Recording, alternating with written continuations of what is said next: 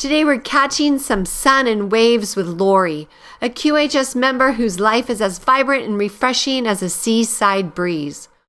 What currents brought her to the sunny shores of the quantum shift? Let's surf behind the scenes to see the waves she's been riding. Hi, my name is Laurie, and this is my prequel.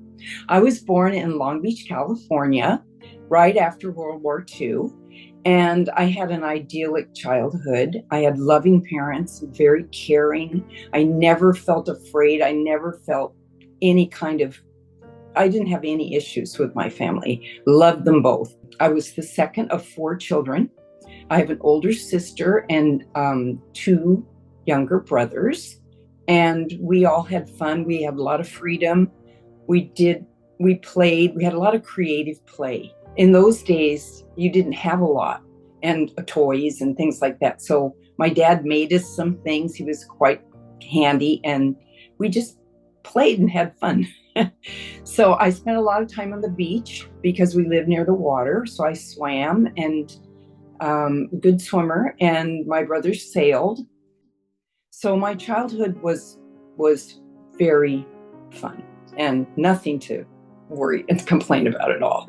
So, and healthy. I was healthy. We didn't go to the doctor at all. My parents didn't really believe in it. And so if we got sick, we took care of it at home. And that was it. And I think part of that has to do with the pioneer spirit that my whole family has. So if you look back into my ancestry, I'm very proud of being from the all British Isles, both sides of my family. I have 5 identified Mayflower passenger. I'm a member of the Mayflower Society. So they were my 8th great grandparents. And then I have 10 identified soldiers that fought in the Revolutionary War. So I'm a daughter of the American Revolution, and I joined with my grandmother and my mother almost 50 years ago. So I've been a member of that organization.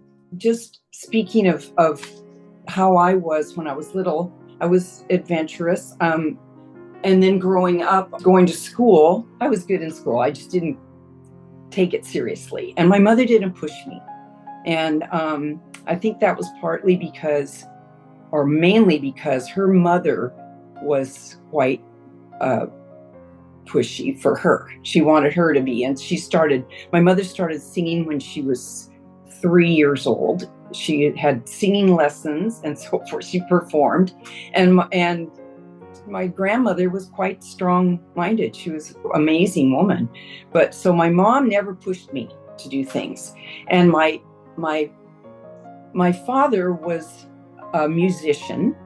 He got that from his father. His father was also a musician. In fact, his father played for the silent movies in Watsonville, California. He had all the instruments for silent films. He would do the drum roll for the whatever happened in the silent films. He made all the sound effects for it. And so my dad was a musician, and he had a big band in the big band era. And my mother, being a singer from the time she was young, she won a competition in college, and my dad's brother was there in the audience and went up after she won and asked her if she wanted to audition for my father's orchestra. So she did, and she auditioned for her life because they fell in love, and they were married, and that's how they met. I think it's fascinating. So I was in music all my life. My father ended up not being an entertainer for his whole life. He started a music store in Long Beach, which was very successful. And so I had very proud of my dad. I mean, I played flute and I was good. I just wasn't passionate about it. But I always had lots of support for all of the musical things. I played in all the pit orchestras and for musicals and so forth. But my passion was dance, and I just was never given the opportunity to do the dancing. But I love dance. That would have been my passion if I had to do it over again. So schooling, I went on. I was able to go to USC, which is a university in Southern California, and that offered me opportunities beyond belief. That was great. People that I met there. And I was able to go to university in Denmark when I was 19. And there I was my first introduction to Europe. And I lived with a Danish family. And it was just wonderful. It was so, and I met people from all over and so forth. So that was the start of my wanderlust sort of adventuresome life. Because from there, after graduating, I came back to California. After graduating, I became a teacher. I had got my teaching credential, and I taught for a year in California. And then I went off and lived in Hawaii, and I taught there for 3 years. And I learned how all of the Asian, because I taught with the Asian, Japanese, most of the teachers were on my staff were Japanese, learned all about their culture and all our foods and all how to cook, all that. It was just amazing. And then, of course, I didn't stay there for but 3 years. I said, okay, now where am I going? And I set off around the world with a girlfriend that I had from USC. And we went around the world, and I ended up in Malaysia, in Kuala Lumpur. And I stayed. I lived there for a year, and I worked as I managed a French dining room because I had worked in Hawaii for the Hilton Hawaiian Village. So I had some experience in restaurants, and I got hired there because I knew the community there. And that's another story. I won't get into all that. But anyway, I ended up living there, and, Sultan's parties, and I don't know, I was with that kind of, in Malaysia, there's only 2 classes really. There's no middle class. So I was, hobnobbed with the rich and famous, which was kind of fun, but it was what it was. Anyway, coming home was a little difficult, but I taught school then when I did get back to California. I taught school, and then I was in real estate. Starting in 1990, I began a real estate career. So I did both jobs at the same time.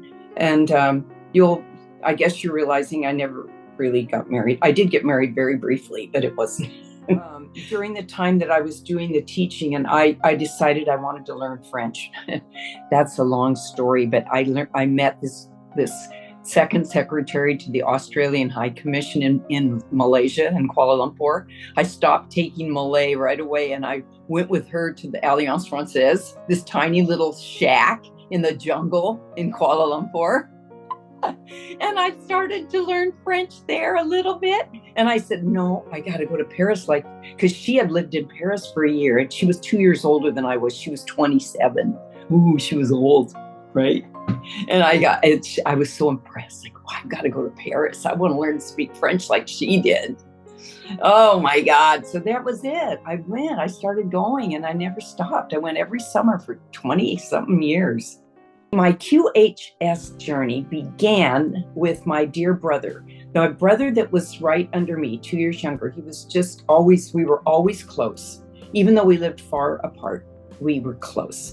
And he, I feel, was a starseed, and he just had so many ideas, and he was into natural healing and frequency healing. And so because of that, when I heard about the med beds and the Cardin group and so forth, I was kind of researching, and I told him about it, and boy, we just jumped 2 feet in. We were early adapters, both of us, and his wife.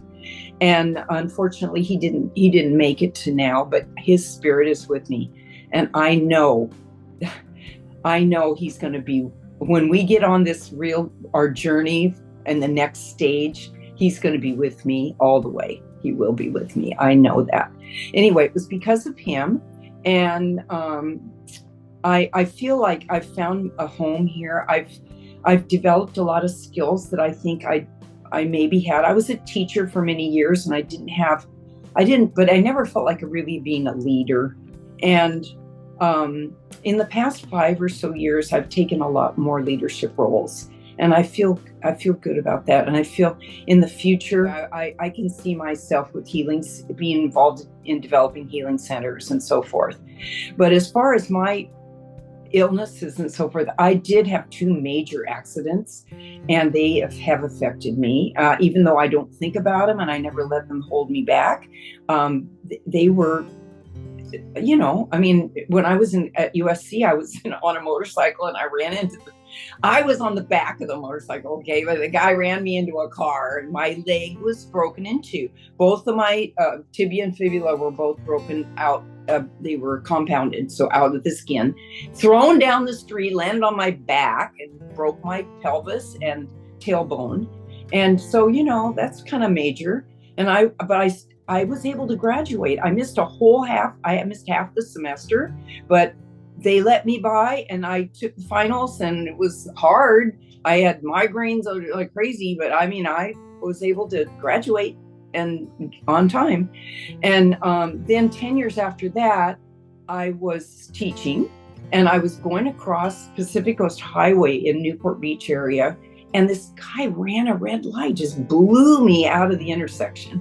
And so all my bones on this hand were broken. I didn't have a seatbelt on. It was in the late 70s. Broke my clavicles, broke my neck, hit my head on the front, so I had major concussion. So upper body, and I still have a lot of, my problems with the ligaments and so forth in my neck and stuff. That's still a problem. But I never let these things I just never let it hold me back. It's just not going to happen. And so I feel like I've broken my ankle several times, fell down Paris on the cobblestones. And, I don't know. I just have about 3 or 4 times I've broken that left ankle. So it's just not happy, but it doesn't have any pins or anything. And I've been straightening it. So anyway, I'm very, very lucky. And I've also got an attitude that, what? Don't even talk to me about that. I'm not going to let that stop me. So that's kind of like the way I am. And I feel like in the future, I'm so excited about having just all of my physical ability back again, even though I'm really pretty good. And I'm just looking forward to being back to my life and how I was in Paris running around. It was just fabulous. Anyway, that's my story. And I feel very fortunate. I've had a very happy, fortunate life. And I want to thank you guys for being part of this organization, and how important all of it has been on my life. Even though I thought I was healthy, I'm so much more healthy now. And because of all the different courses and the podcasts that we did, the wow and the cooking and all that, the key, I just love it all. And it just all brought so much change to my life. I can't believe how changed I am. And I thought I was doing pretty good, but thank you, QHS. You're very much appreciated. Join us on the Prequel, where every story matters and every voice is heard. Because here at QHS, we're all about healing, learning, and growing together.